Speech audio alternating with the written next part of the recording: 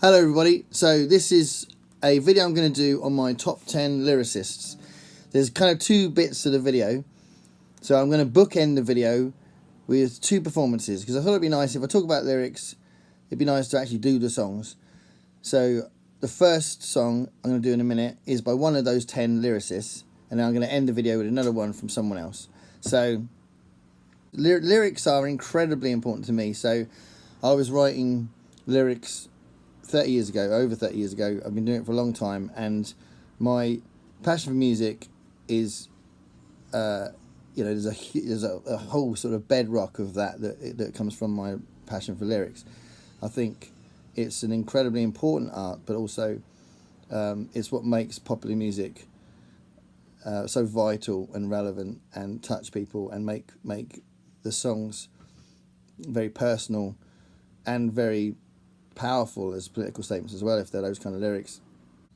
Yeah, I couldn't feel more strongly about how wonderful these people are, and I could have listed another 50 lyricists that are great. It's a great art form, and obviously there's a side to it that is poetry, and you can take some songs and literally just put the words, to separate them from the music, and they work as poetry. That can definitely happen, but there is an art to making great lyrics that work well with the music, and that's why they work well. So there is that as well. So it's not exactly the same thing as poetry, but it's obviously quite heavily linked. But I'm just going to do a song now that's one of the lyricists, and then I'll talk about the top 10 lyricists that I've chosen, and then my number one lyricist is the one that I'll finish with. So somewhere in the list, I won't tell you what number, somewhere in the list is going to be this guy. So I absolutely love Paul Simon's writing. Paul Simon is a hell of a songwriter, and I think this is one of the greatest songs ever written. So here we go.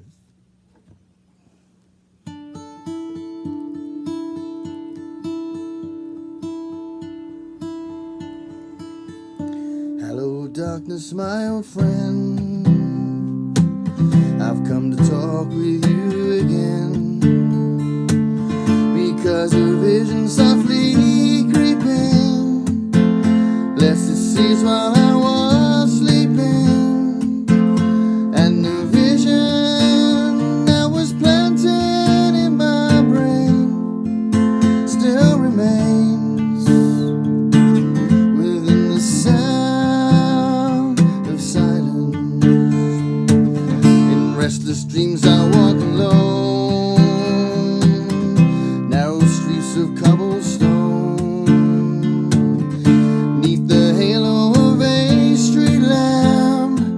I turn my collar to the cold and damp, but my eyes were stabbed by the flash of a neon light that split the night and touched the sound of silence.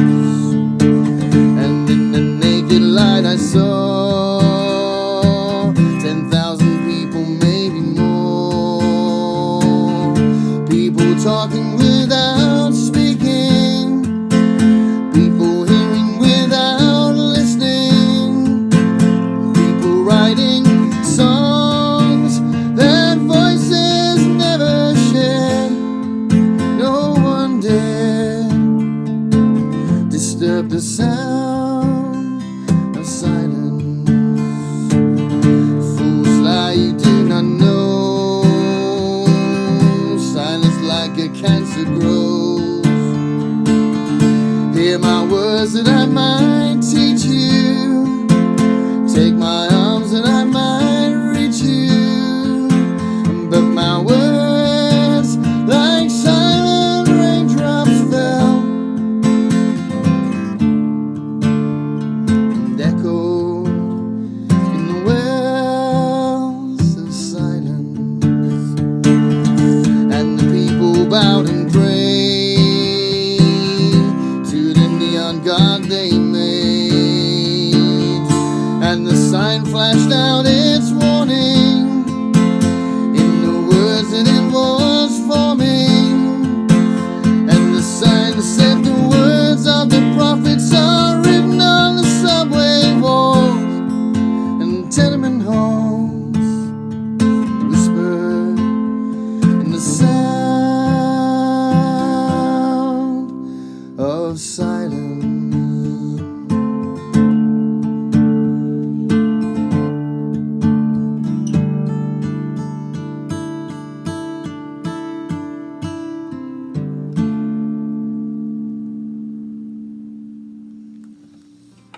Yeah, so I'm going to talk about my 10 favourite lyricists. So it's really hard. I went through the list so many times, kept changing it. There's some of my favourite people, some of my heroes, absolute heroes, that I've not got on the list because I've only chosen 10. But 10's the magic number, in it. So here we go. So number 10 is John Mellencamp. So John Mellencamp has had a funny career as far as his name changes. So because of different managers, he started off as John Cougar, then he was Johnny Cougar, and he's made the Cougar name up, by the way. And then he was John Cougar Mellencamp, and then when he started managing himself, he just called himself John Mellencamp. And he's done some amazing lyrics, and I got into him when I was a teenager, and I absolutely fell in love with his stuff very quickly and related to his stuff. I don't necessarily relate to Small Town because I live in a city, but so many of his songs mean a lot to me. And the song that I always think of being played at my funeral is "We Are the People," which I think is just such an incredible song, and that's from Lonesome Jubilee. And every song on Lonesome Jubilee is so powerful. But there's so many examples. So anyway, John Mellencamp. Don't want to go on too much, but John Mellencamp is my choice for number 10. Absolutely amazing songwriter and lyricist. Number 9 is Ben Harper. So Ben Harper is also another American songwriter. He's another one who writes some political stuff as well as some personal stuff and relationship stuff. He's also a phenomenal guitarist as well and a beautiful singer. His voice sounds like Marvin Gaye, and he's just an all-rounder really, and his concerts are absolutely incredible. Yeah, amazing set of lyrics. If you want to find some great lyrics, I'd recommend Fight For Your Mind is a great one. Oh, Diamonds on the Inside, that's a lovely song. And as far as his latest album goes, his latest album's full of great lyrics, and the title track off his last album, that's phenomenal, that song. It's about police brutality, and obviously very, very prevalent, very important. So that was my number 9. Number 8 is Andy Partridge. So Andy Partridge is from XTC. He's the main songwriter, although the bass player Colin Moulding is also really good. But the bulk of the XTC songs are written by Andy Partridge, and he does loads of great relationship stuff and some stuff that's a little bit more out there and surreal. But he's got a very poetic tone to what he does, and he just his words are always really fascinating. If you don't know XTC stuff, then straight away, as far as lyrics go, 2 songs I'd draw your attention to. One called Dear God, which was a hit in America, surprisingly enough, which is a kind of an atheist song. And then you've got a great, but quite a bitter song about a breakup, a divorce, which is called Your Dictionary. That's amazing, that song. And that's on the album Apple Venus. So Andy Partridge is an amazing lyricist. So he's my number 8. Number 7 is Joni Mitchell. So Joni Mitchell is a little bit of a national hero, I think, and I think everyone loves her. And I think, so you could just probably pick any random song, and it's got powerful, well, just great poetic lyrics, really. Not always powerful lyrics, but sometimes just beautiful, reflective lyrics. And I love the song For Free. If you know the song For Free, that's great. There's so many of her songs, Both Sides Now and Circle Game, those famous ones.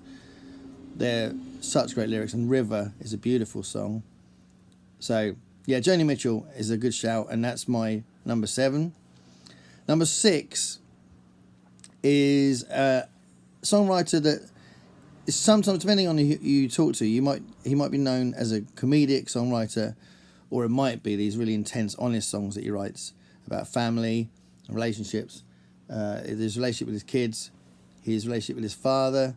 He wrote a fair bit about that, and his ex-wives.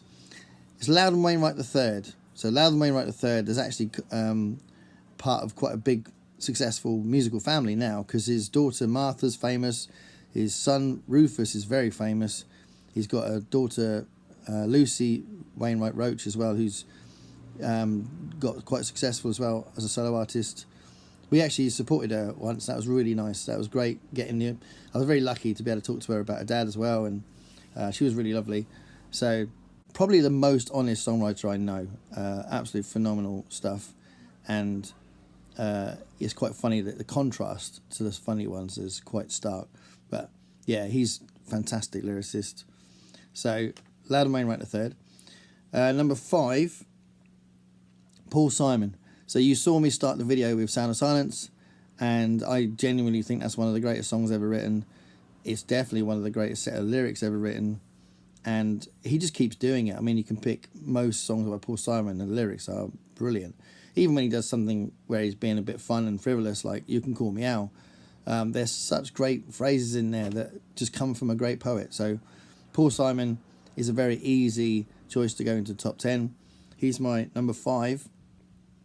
My number 4 is Kate Bush. Kate Bush is extremely important to me. I absolutely love what she does, and I was one of the lucky ones that got to see her when she did the series of gigs in 2013 that shocked everyone. It's like, oh my God, Kate Bush is coming out and gigging. That's insane. And the thing is, it's very interesting that her lyrics are all wrapped around the music, and she does a lot of vocal things that aren't very common as well. She's got quite a unique take on creating music, and her lyrics are usually very conceptual. So you get something like Breathing, for example, which is from the perspective of a fetus that is experiencing the smoke coming from her mother's lungs, who's a smoker, and in the midst of a nuclear war. I mean, there's a lot of different examples where she's written a whole concept and built a song around that. Or she's taken something like Wuthering Heights, and obviously that's a very famous example of her taking a story and putting it into a 3-minute song. Same with Cloud Busting, that came from a story as well. And that's a beautiful song with a really nice heart to it. But you'll get Babushka and Wedding List, 2 great songs with a plot, where she'll sort of have this sort of murder mystery plot in the middle of the song. So yeah, she's a phenomenal lyricist and a really interesting musician, and just one of those people that it's just kind of magical, really. She's a one-off. So that's my number 4. My number 3 is Ani DeFranco. So she's a folk singer, bit of a punky folk singer, and quite confrontational and very political, but also does some great reflective stuff as well. Some great relationship lyrics as well. But really, really brilliant lyricist. Really, really good. Someone's very poetic, and someone's just like hitting the nail on the head, and someone's just getting straight to the jugular kind of thing. But always brilliant lyrics, and writes a lot about being an outsider and not being part of society, and how her perspective kind of is driven by that, and how she perceives people, how people see her, and also as a working musician as well, and who she is, and that can bring out really interesting lyrics as well. So that's number 3, Ani DeFranco. Number 2 is a man who is so criminally underrated, it's ridiculous, and I expect most people that's watching this video probably don't know him, and I absolutely urge you to look for his stuff. He's a British songwriter called Rory McLeod. So Rory McLeod, he's a one-off. He's got this very broad kind of Cockney accent or London accent, and he travels the world all the time. And all of these international influences you can hear in his music, and you can hear in the melodies he writes. So you can get a little bit of Eastern European or Gypsy or a bit of klezmer, kind of bit of a Jewish influence, or Latin American influence, or African influence, some Moroccan influence sometimes. Yeah, there's all sorts of, North African. There's all sorts of different influences you can hear in his music. And within that, you've got these fantastic lyrics and great melodies, and he's got this awesome voice, and he's such a great musician. So I urge you to look for Rory McLeod's stuff. My favourite set of lyrics that he's written, I mean, there's tons, but there's 2 really. There's Shirley's Her Name, which is a great song about how much he loves his mum, and it's brilliant. Just look up Shirley's Her Name's lyrics and just think, I've got to listen to this guy. And then there's a great political song called Huge Sky, which, again, always better in the context of the song, but that's just a phenomenal song. So Rory McLeod is a very easy number 2, so he's nearly there, but I had to pick as my number 1 lyricist, another one of my heroes. These are all my heroes.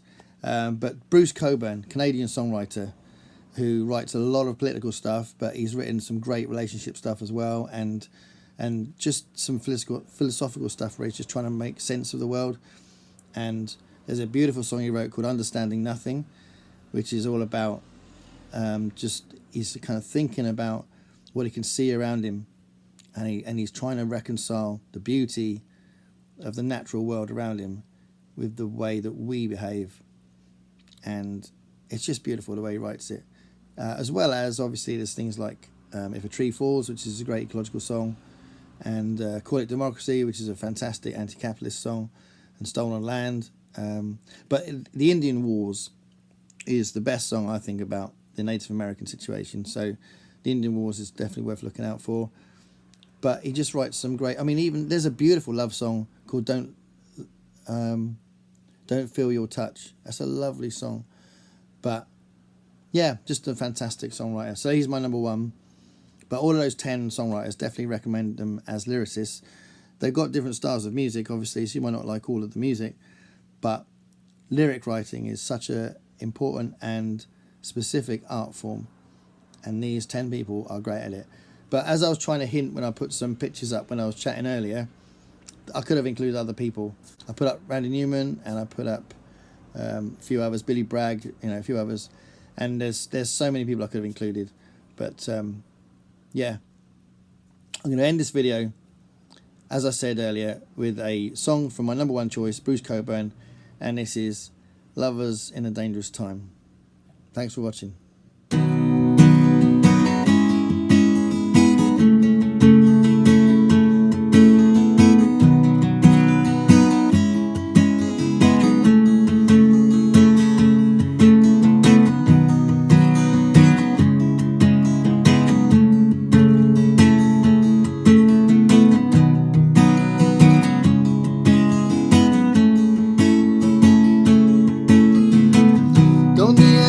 Shorter as the days go by, we never get to stop and open our eyes. 1 minute you're waiting for the sky to fall, next you're dazzled by the beauty of it all. And we're lovers in a dangerous time.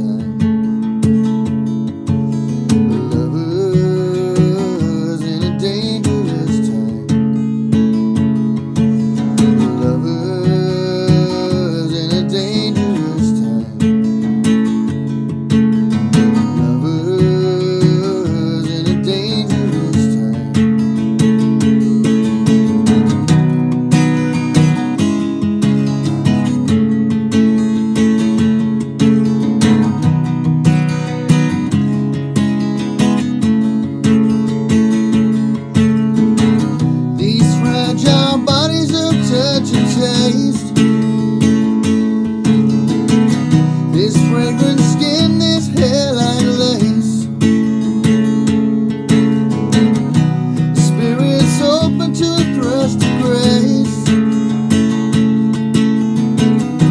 and never a breath you can afford to waste. And we're lovers in a dangerous time.